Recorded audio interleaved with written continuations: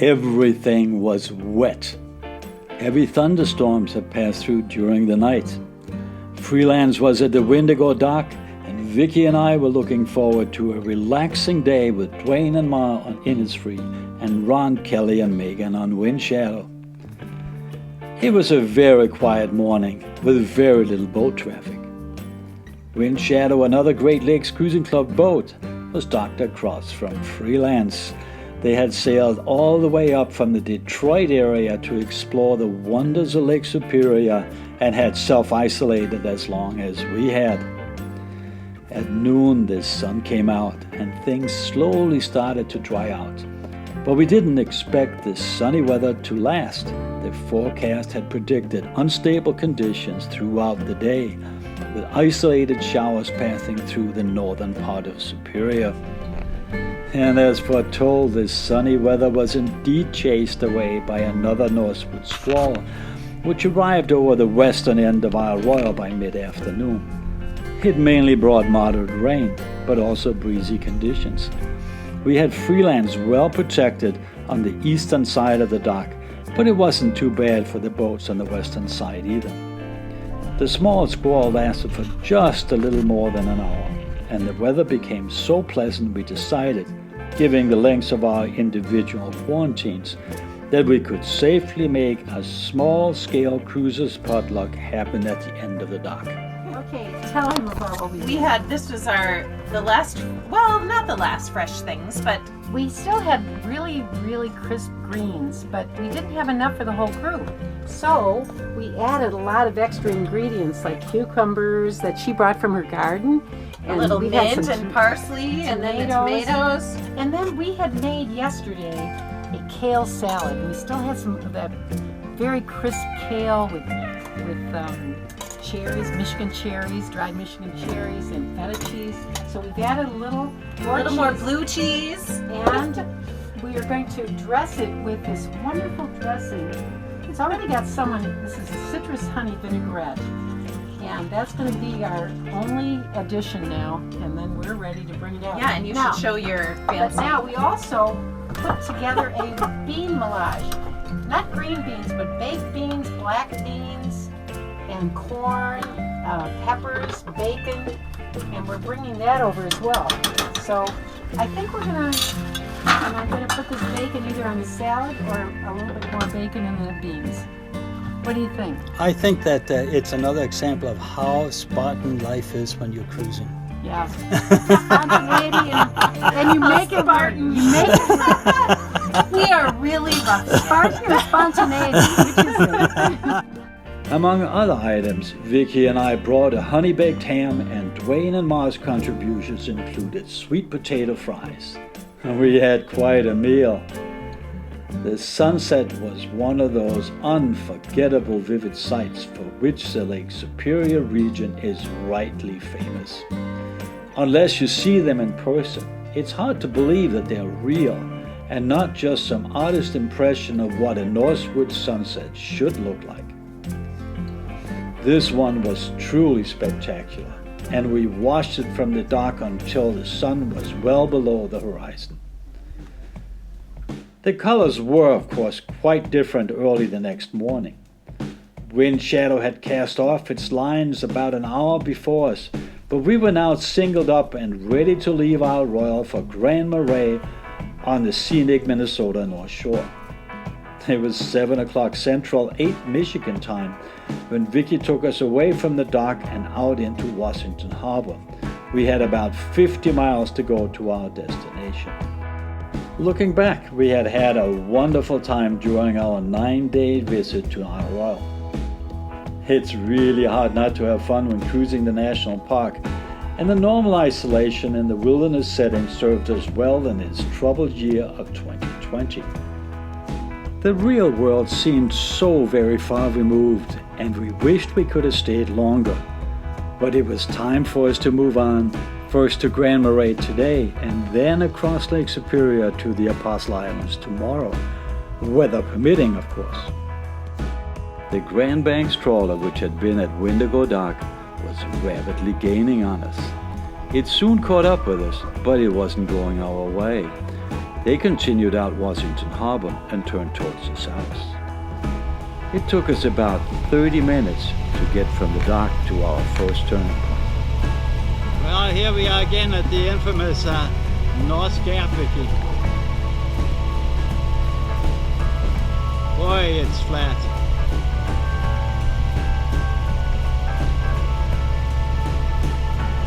But it doesn't look like the fog is too bad. It's a lot over the Sawtooth Mountains out there.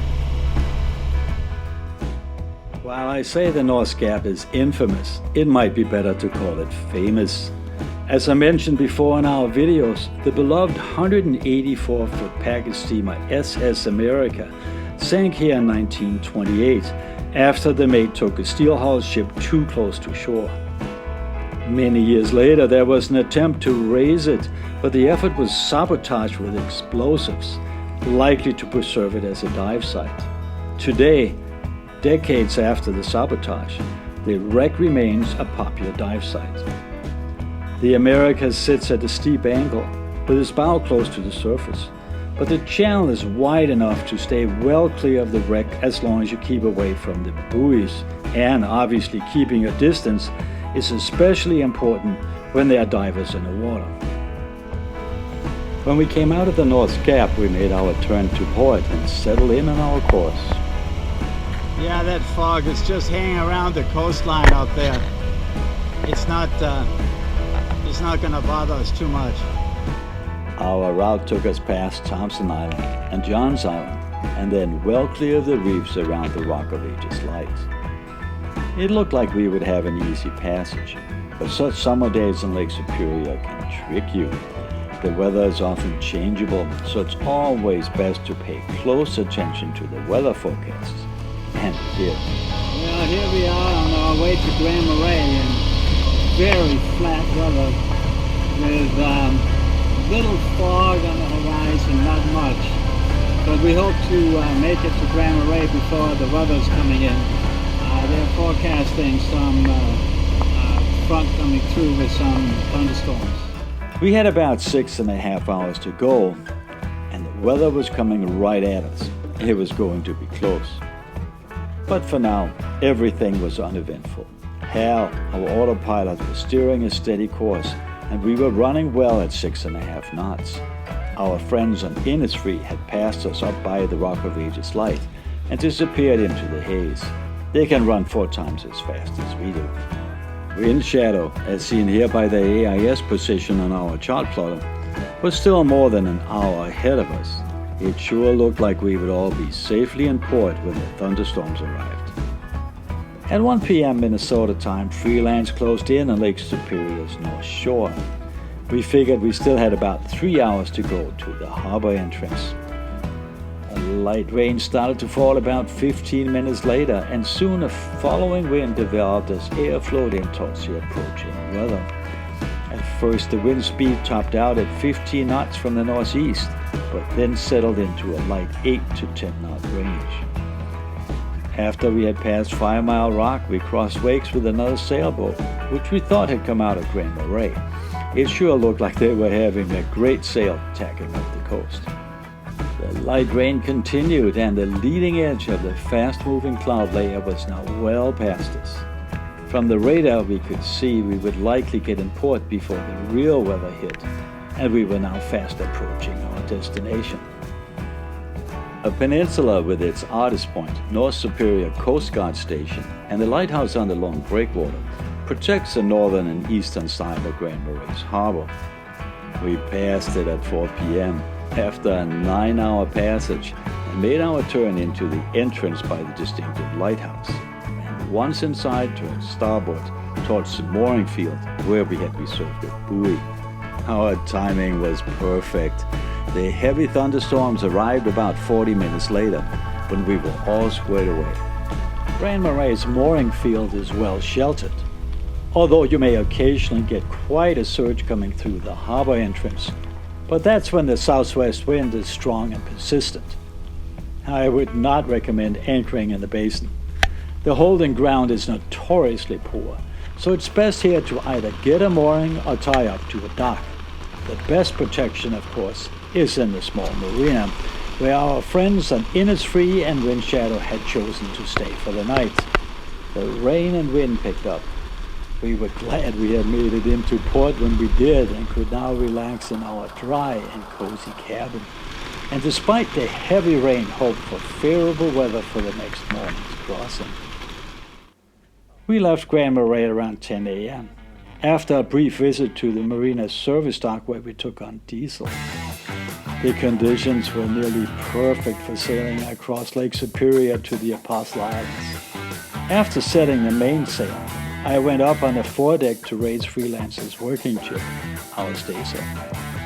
After it was up, we nicely picked up speed. However, we only had 12 knots of wind, so we definitely needed to fly more sail for the wind range. So, we rolled out our high-cut jib topsail, also called the Yankee, and trimmed it in. The three sails definitely gave us the right sail combination for the conditions, and we looked forward to a fast and comfortable passage. Our distance to go was another 50 nautical miles, and we thought we could easily reach the beautiful Julian Bay anchorage before sunset unless things dramatically changed. After 3 hours, our ETA and course were holding, and the Minnesota North Shore slowly disappeared below the horizon. By 4 p.m. the situation had changed. We were still steady on our course towards the Apostles, but the wind had increased to a fresh breeze and unfortunately shifted on the nose. We really didn't want to tack to windward because it would likely mean arriving in a busy anchorage after dark. So we instead turned on the diesel and kept our heading by motor sailing into the wind. The Yankee and staysail didn't do us any good, so we took them down. The main, however, was kept up to smooth Freelance's motion. The ride really wasn't uncomfortable, but it would have been nice to just use the wind to get across the lake. That went on for a little more than an hour. But when we got closer to the northern end of Outer Island, the winds fortunately shifted west, and I again rolled out the Yankee. Freelance once more sailed into a heavy groove. Vicki was off watch below, so our autopilot, in combination with our GPS, was taking care of the steering, while I was on deck enjoying the fun ride back into the Apostle Islands. We were doing well, and it was proven to be a near-perfect day for making a crossing from Grand Marais. We were aiming for a waypoint on the eastern side of Stockton Island, which was right in front of us, and we could of course also see several of the Apostles' other islands around us, including Cat Island directly to the west. And we were keeping right on our schedule. It sure helps when freelance doing close to hull speed. If you were wondering, our boat is a classic Pearson 36 cutter. It's an ocean-capable cruiser with a 30-foot waterline, which gives us a good speed potential. And that waterline has proven very handy to us on the Great Lakes. At 7:30, we had just another half hour left to go. Our sails were down, and we were now getting close to the anchorage in the familiar Julian Bay. We were happy to make it in before sunset, and happy to have the anchor well set. It had been an easy 10-hour lake crossing and a fun conclusion to another wonderful cruise to the wilderness at our Royale National Park.